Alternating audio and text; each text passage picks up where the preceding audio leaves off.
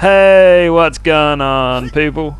It's SGZ here from the SpartanGameZone, and this video is going to be a little different than my other guaranteed farm videos, as this one will focus on all the weapons you can farm for in the Cistern of Slaughter.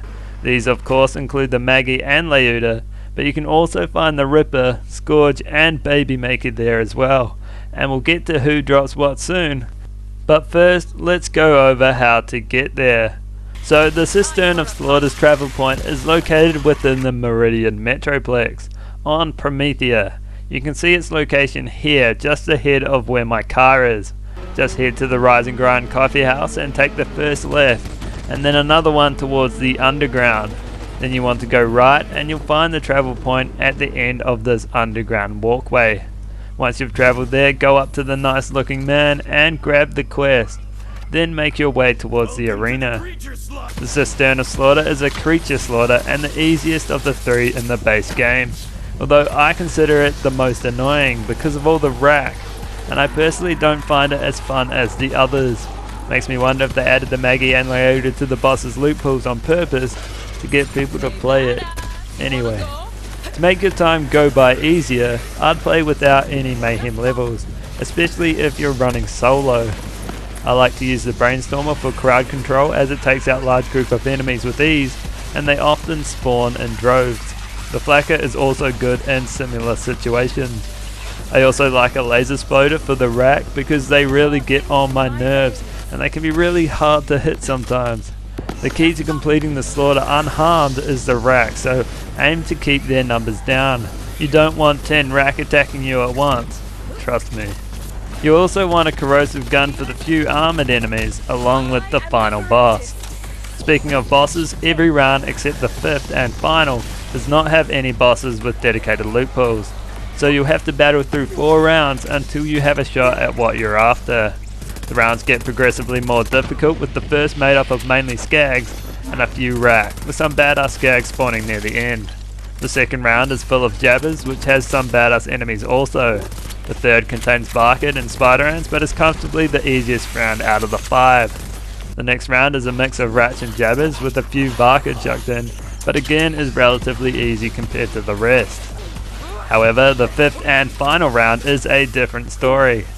All enemies you've seen leading up to this point will be in the final round, along with a number of creatures from Necrotophaeo. The first 3 waves are relatively easy, but it heats up in the 4th. This is when the first of the bosses will spawn. Electritus Bandit is what they're called, and generally 5 will spawn. They're easy to kill without mayhem levels, and they shouldn't trouble you too much. There are other creatures with the same name that spawn during this round, but the large ones who appear as skulls on the map is what you'll want to target. They drop 3 different legendaries: the Baby Maker, Ripper, and Scourge rocket launcher. The Baby Maker is a TDO pistol that splits off into 5 rounds on reload impact, and I managed to get 3 of these in 25 runs, but I'd put the drop rate at 1 in every 10 rounds. The Ripper is an SMG that deals increased damage to anyone you melee, which has a very high drop rate. I got 6 of these, and I feel that their drop rate is high, at 1 in every 5 attempts at the round. The Scourge is a very powerful rocket launcher that deals high damage at the cost of 4 ammo per shot, and I'd put their drop rate at 1 in 10 with the Baby Maker. The next and final boss of the Cistern of Slaughter is Tremendous Rex, which will spawn at the very end of wave 5. Here's a large armoured dinosaur that shoots blades, and will always spawn on this side of the arena. Tremendous Rex has a chance to drop the Maggie, a shotgun pistol very similar to the Epic Matches, which I obtained twice, and he also drops the Lyuda, a Vlad sniper rifle, which splits into 3 projectiles shortly after firing. At first the drop rate on the Maggie seemed pretty decent. I had 2 in 10 kills, but that's all I ended up with. I'd put its drop rate at 1 in 15. However, the Lyuda was hiding from me. Because it didn't drop for me, I can't accurately say how I found its drop rate to be, but I can assure you it does drop. If I had to put a number on it, I'd say under 5% or 1 in 30, which is disappointing considering the time it takes to farm the Slaughter and Tremendous Rex. Speaking of farming Tremendous Rex, it is vitally important that you do not end the round once you've killed him, as you will have to complete the entire 5 rounds again, and the only reward you get from completing it is a measly 50k and maybe a chest. So what you want to do is either die by letting them kill you, jumping off the map, or perhaps the sanest option, traveling to the fast travel point. You will have failed the round, but not the entire thing, so you can just start from round 4 again, which saves you a good 20 minutes. It's also important to note that traveling outside of the Cistern of Slaughter will require you to start over again upon your return. This also goes for quitting the game, which I honestly think shouldn't be the case. You can't simply have a break and return to where you left off, unfortunately. There are a few bugs with the Cistern of Slaughter, and I have had the game crash on me before. Most common bug is enemies going missing, which will prevent you from continuing. If this is happening to you, make sure you search the area thoroughly, as they can be stuck in some pretty weird places. So, why farm the slaughter?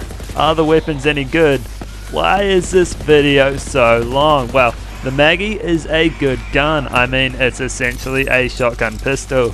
It deals high damage with no fire rate cap and has a good magazine size. It's another good non-elemental Jacob's pistol that can be greatly improved with an elemental anointment. The Lyuda is another gun that deals high damage. It has been hampered by a decent nerf, but still remains the highest DPS sniper rifle in the game. It comes in every element or none at all, and excels during fights against large bosses. The Ripper isn't that great, however, which is unfortunate, even when you stab them for that extra damage. Having to stab someone all the time can be tedious, and the damage buff isn't really all that worth it, which is a shame. The Baby Maker is a slow shooting TD pistol that deals high damage per shot, but at a very slow rate. It comes in all elements and deals exceptional damage on its reload, which will spawn a number of copies of itself that seek out and target enemies. These copies, however, will consume ammo, and the gun is extremely ammo hungry. Although if you are supporting an infinite ammo build, then you can have a lot of fun with this weapon, while dealing a ton of damage. Lastly, the Scourge is a powerful rocket launcher, considered to be the best in the game. It fires one slow moving projectile, which deals high damage at the cost of 4 ammo.